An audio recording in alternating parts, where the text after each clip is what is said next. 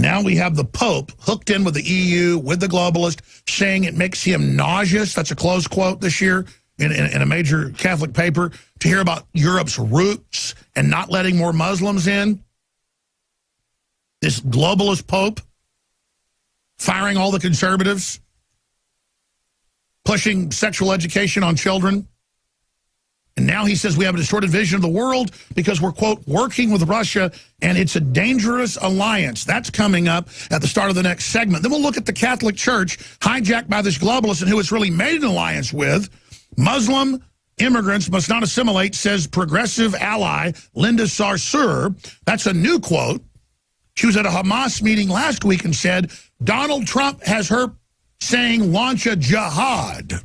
Why hasn't she been deported? Why was she given $200+ million by George Soros? Why does she lead America's women's movement as a sick joke, with USA Today having her put regs on women as a, quote, act of solidarity for feminists?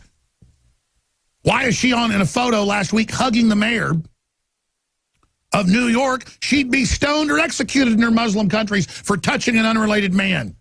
But they come here to the lap of freedom, and then they piss all over it and complain and say, we're anti-Islam. No, lady, I can't move to your Muslim countries as a Christian. I'll be killed. You're the people that aren't open. You're the people that aren't inclusive. And you come here to an inclusive society, link up with the left, and get in all our faces and try to bully us into submission. It ain't happening. Now, that's a little bit heavy news,